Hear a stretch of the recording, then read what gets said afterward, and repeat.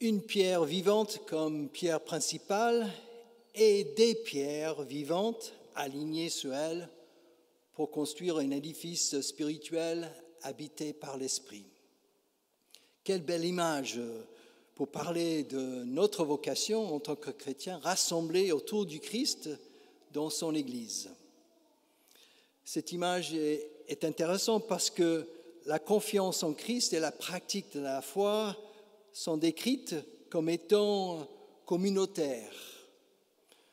Dans notre société actuelle, où les questions de foi sont souvent reléguées à la sphère individuelle et privée, cette image nous donne des éléments pour penser la foi comme une dynamique collective.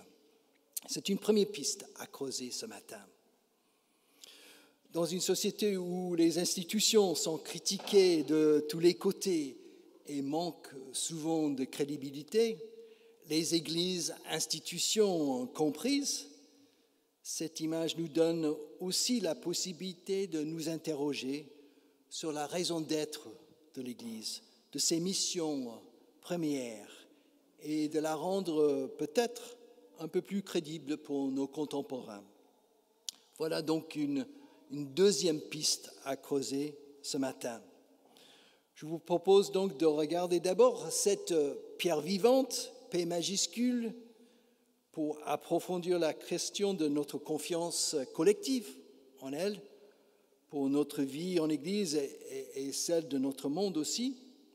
Puis nous aborderons la question des missions principales qui nous sont confiées dans ce temple spirituel que nous formons ce matin autour du Christ.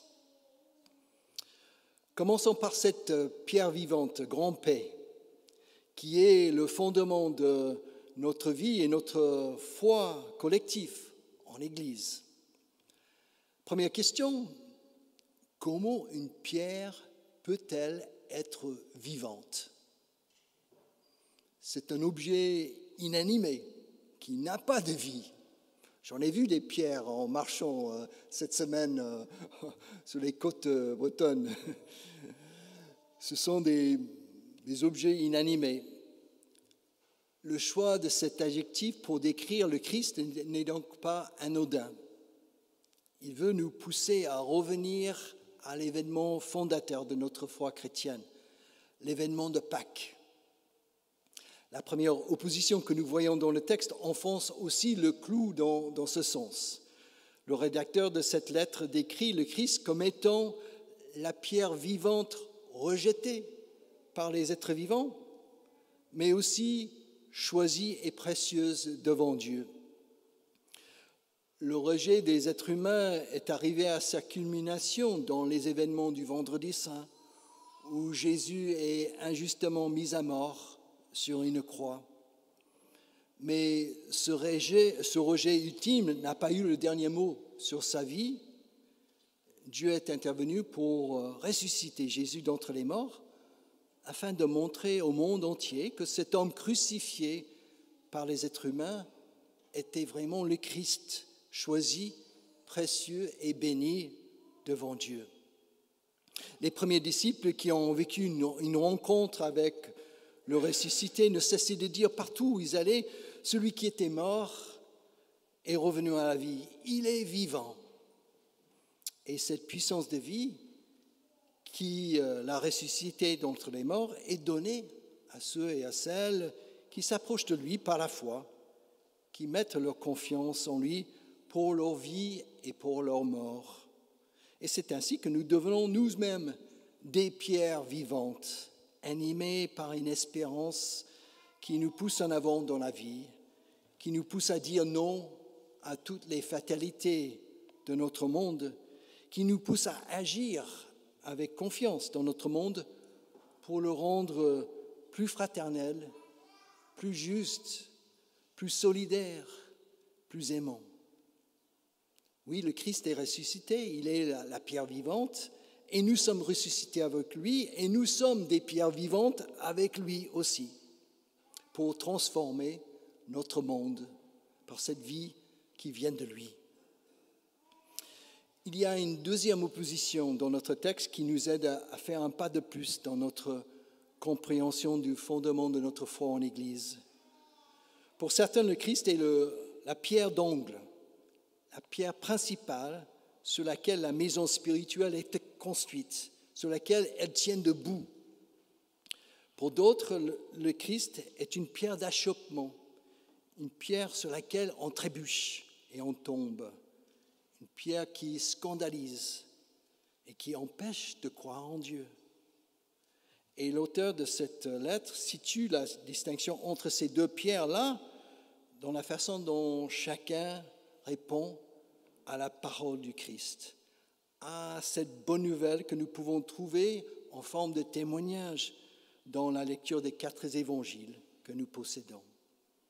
Certains ont mis leur confiance en cette parole, en cette bonne nouvelle, et pour eux, le Christ est devenu leur pierre angulaire dans la vie, excusez-moi. D'autres ont refusé cette parole du Christ et pour eux, le Christ est devenu leur pierre d'achoppement. Mais si nous regardons de près aujourd'hui ce refus de croire que nous pouvons peut-être constater dans notre société, est-ce que c'est vraiment à partir du message du Christ, à partir de la bonne nouvelle que nous pouvons recevoir dans la lecture des évangiles, que les gens rejettent le Christ et n'y croient plus? Ce qui les fait trébucher, ce qui les scandalise, c'est plutôt l'Église qui ne vit pas le message du Christ, qui commet des abus de pouvoir, qui ne protège pas les plus fragiles de la société, qui est hypocrite en fait, et qui est moralisatrice. C'est ça qui fait trébucher les gens, et non pas la parole du Christ. Pour préparer les jeunes, il y a 5 jeunes qui vont demander leur confirmation et 1 jeune qui vont demander le baptême. Pour préparer ce moment où les jeunes vont confirmer l'alliance de leur baptême reçu dans leur enfance par le choix de leurs parents, comme vous aussi avez fait le choix pour Charlie, pour préparer ce temps avec ces 6 jeunes qui ont 14, 15, 16 ans, je leur ai demandé de lire pendant les vacances scolaires tout un évangile, du commencement jusqu'à la fin, une lecture continue comme ça. Et c'est l'évangile de Marc qui est le mieux pour ce genre d'exercice. Il y a 16 chapitres, Marc est très facile à lire, 1 chapitre par jour pour découvrir la parole du Christ, cette bonne nouvelle qu'il a annoncée, afin de se situer soi-même, afin de dire ce que chacun croit et ne croit pas dans sa propre langue, dans sa propre confession de foi. C'est la démarche que les jeunes vont faire, qu'ils sont en train de faire pendant les vacances scolaires. On va faire le point mardi, mais c'est aussi une démarche que nous pouvons faire nous-mêmes pour retrouver le Christ, cette pierre angulaire de notre foi. Et c'est également une démarche que nous pouvons proposer aux gens que nous connaissons, qui trébuchent sur ce qu'ils voient dans l'Église institution, pour qu'ils puissent découvrir le message du Christ. Les gens qui font ce type de démarche rejettent rarement ce message-là. Ils trouvent Jésus plutôt sympathique. Sa parole d'amour inconditionnel, ce pardon gratuit résonne en eux. Sa parole exigeante et critique sur les religieux, sur les systèmes religieux, sur les institutions à son époque, consolide leur regard critique sur l'institution de l'Église. Et comme Gandhi en Inde, il y a quelques années, en son temps, ils diront même, peut-être après cette démarche, sans doute serais-je chrétien si les chrétiens l'étaient 24 heures par jour. C'est ça le problème. On ne l'est pas. L'Église, institution, ne l'est pas. Cela nous amène à notre deuxième piste de réflexion, la mission de l'Église. Pour trouver notre crédibilité dans la société, nous sommes appelés à former cet édifice spirituel qui est habité par l'Esprit et qui vit réellement de cette parole vivante, de cette bonne nouvelle du Christ 24 heures sur 24 dans ce lieu de dimanche, mais aussi les 6 jours de la semaine qui vient. Pour parler de la mission des pierres vivantes que nous sommes et qui sont alignées sur cette pierre vivante qui est le Christ, l'auteur de cet épître reprend les images du Premier Testament. Il parle d'abord de sacrifices spirituels offerts par des prêtres, des sacrificateurs dans le temple de Jérusalem. Et ensuite, il parle des hauts faits de Dieu proclamés au monde par le peuple d'Israël, choisi par Dieu comme une lumière dans le monde. Ces deux images du Premier Testament illustrent bien la mission de l'Église dans le monde d'aujourd'hui. Rendre ensemble un culte au Dieu de Jésus-Christ dans ce lieu, chaque dimanche matin, ce que nous sommes en train de faire, et puis sortir de ce temple-là pour témoigner de l'amour de Dieu pour tous dans le monde où nous vivons les autres jours de la semaine. Parlons d'abord du culte. Il est le rassemblement principal de notre Église. C'est le centre de notre activité en tant qu'Église et d'où tout découle. C'est le lieu où nous chantons ensemble notre joie et notre espérance. C'est le lieu où nous exprimons nos prières multiples, comme vous avez entendu ce matin. C'est le lieu aussi où nous sommes à l'écoute de ce que Dieu veut nous dire, comme nous sommes en train de le faire ici, dans cette prédication, dans la lecture de la Bible. C'est aussi le lieu tout à l'heure où nous allons partager le pain et le vin de la scène, où nous recevons la force et le courage, une nourriture spirituelle pour alimenter notre vie pendant la semaine, pour aller porter cette bonne nouvelle aux autres, cet amour de Dieu. Vous pouvez me dire peut-être que tout cela est très beau, donc cette description du culte. C'est une façon de voir le sens de ce culte, mais ce n'est pas forcément ma responsabilité, on peut le dire. Le culte, c'est le boulot du pasteur. C'est le pasteur qui fait le culte. Et vous avez raison, parce que chaque dimanche, on propose des cultes. Mais pour les vivre, il faut une communauté où tout le monde est concerné, où la présence de chacun est nécessaire, où chacun prend sa place comme sacrificateur, entre guillemets, parce que nous croyons au sacerdoce universel, c'est-à-dire que nous croyons que nous sommes tous prêtres devant Dieu et pas simplement les pasteurs. Donc pour le culte, nous sommes tous concernés. Rendre un culte à Dieu qui est compréhensible et pédagogique et où tout le monde peut comprendre et y participer est la mission de nous tous. Rendre un culte à Dieu qui est dynamique et vivant, où tout le monde peut ressentir cette présence de Dieu parmi nous et se laisser rencontrer par cette présence, c'est la mission de nous tous. Vous voyez, cette mission de rendre un culte n'est pas simplement le travail du pasteur, c'est notre travail à nous tous. Et dimanche prochain, nous allons en parler davantage pendant le culte famille où nous sommes rassemblés. Nous allons essayer de rendre ce cheminement liturgique que nous vivons chaque dimanche plus accessible, plus intelligent, plus vivant pour nous tous. Parlons enfin de deuxième pôle de notre mission de pierre vivante. Donc rendre un culte d'abord, mais témoigner aussi de la bonne nouvelle, de l'amour de Dieu pour tous. Le Christ nous est donné, le culte, nous est donné pour nous préparer et nous former à cette vocation de témoin en parole et en acte. Ce que nous vivons en ce lieu de dimanche matin est amené à être mis en pratique dans notre vie quotidienne comme un témoignage de notre foi en Christ. Il est souvent plus facile pour nous, il faut le dire, de témoigner par nos actes, dans notre façon de traiter des gens, de rendre service, d'agir à partir de nos convictions.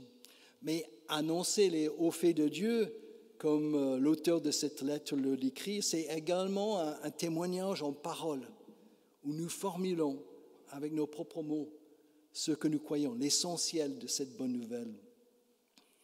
Dans nos prédications dimanche matin, dimanche après dimanche, nous essayons de vous donner des billes pour trouver des mots, pour dire en toute simplicité votre foi. Nous sommes convaincus que cette foi doit s'incarner dans le monde, dans le langage d'aujourd'hui. Il ne suffit pas de répéter des formules et des images d'autrefois, même s'ils sont bibliques. Nous sommes aussi convaincus que le mot « grâce » dans le sens d'un cadeau gratuit que nous recevons de Dieu, est peut-être la meilleure explication de ce que Dieu fait pour nous en Jésus-Christ. Nous sommes aussi convaincus que le mot amour, dans le sens de ce regard libérateur et bienveillant que Dieu pose inconditionnellement sur nous en Jésus-Christ et dont rien ne peut nous séparer, est peut-être la meilleure explication pour ce en quoi nous plaçons chaque jour notre confiance. Donc grâce, amour, confiance. Puis nous sommes enfin convaincus que Dieu nous veut libres et responsables pour inventer chaque jour notre vie avec sa présence à nos côtés. La bonne nouvelle que nous annonçons est que notre vie n'est pas définie d'abord par un code moral, mais qu'elle est à discerner chaque jour dans notre rencontre avec les Écritures, dans nos rencontres les uns avec les autres, mais aussi par cette voix qui parle en nous. C'est un discernement quotidien pour être libre et responsable dans notre monde d'aujourd'hui. Et on le fait en communauté. Voilà donc quelques convictions résumées en toute simplicité qui donnent l'essentiel de ce que nous partageons dans ce lieu chaque dimanche. Et c'est à chacun de trouver les mots et les images, ces expressions qui lui parlent à lui de cet essentiel de la foi, de cette bonne nouvelle, et qui l'aident à témoigner dans sa vie de tous les jours des hauts faits de Dieu. Et vous pouvez reprendre ça dans le repas que vous allez partager tout à l'heure, donc pour discuter. Voilà, quels sont les mots clés pour dire la foi aujourd'hui pour moi? Je vous ai donné amour, grâce, confiance, libre et responsable. Il y en a d'autres que vous pouvez choisir. Je termine en revenant au baptême de Charlie, parce que le baptême, c'est l'annonce de cette bonne nouvelle en gestes et en paroles. Les gestes et les paroles sont mis ensemble pour dire l'essentiel de la foi. Nous avons dit aujourd'hui, et Charlie, il dort d'un sommeil des justes là, donc nous avons dit ce matin que Charlie est déjà fils bien-aimé de Dieu, en qui Dieu met toute sa joie, toute sa confiance. Charlie ne sait rien de ce Dieu-là, mais déjà il est au bénéfice de ce cadeau, de la grâce et de l'amour de Dieu. Il est déjà une pierre vivante ajoutée à cet édifice spirituel que nous sommes en tant qu'Église. Et un jour, quand il est plus grand, qu'il sera plus grand, il aura cette possibilité de prendre en connaissance de cause, comme un adulte libre et responsable, de dire sa foi, de prendre sa place dans cette communauté, cette place qui lui est réservée tout le temps, dans cet temple spirituel qui est l'Église. Amen.